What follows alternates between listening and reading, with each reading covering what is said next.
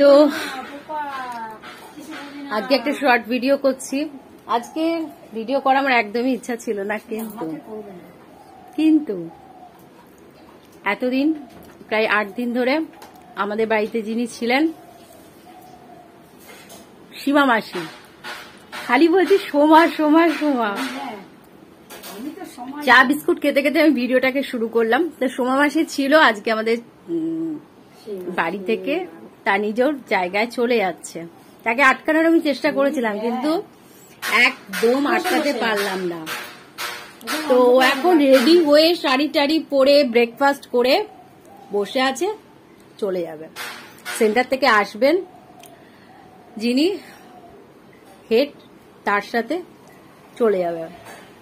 অনেকবার আটকানোর চেষ্টা করেছিলাম, কিন্তু আটকে তাকে আমি আর রাখতে পারলাম না। খুব দুঃখ দিয়ে চলে যাচ্ছে, কষ্ট লাগছে, ভীষণ কষ্ট লাগছে।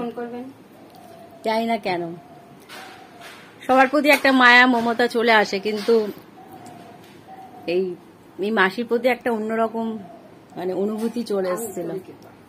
হ্যাঁ, যাই হোক, চশমাও পরে নিয়েছে ভালো করে দেখার জন্য। কান্নাকাটি করো না, কিন্তু কেঁদো না, কেঁদো না। আমার কিন্তু তোমাকে ভীষণ ভালো লেগেছে, জানি না কেন, খুব ভালো লেগেছে। আমি জানি না কেন আমারও ভীষণ কষ্ট হচ্ছে। আমি আটকানোর চেষ্টা করেছিলাম, কিন্তু বাড়ি থেকে 7 দিনের পারমিশন নিয়ে এসছে, আর সামনে পুজো, কি করব।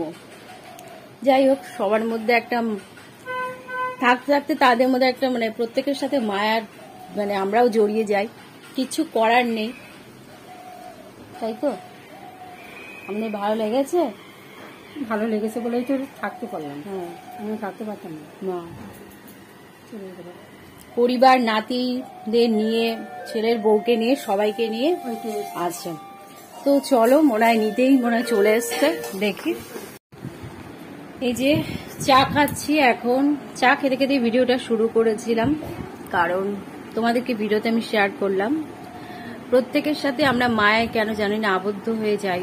কেন মানে কে কোথা থেকে আসছে কাউকেই আমরা চিনি না, বা তারাও আমাদের চেনে না, কিন্তু কাজের সূত্রে একটা জায়গায় যখন থাকে, নিজের ঘর বাড়ি পরিবার সবকিছুকে ছেড়ে, তো আমরাও চাই তাদেরকে একটু ভালোবাসা দিয়ে রাখার।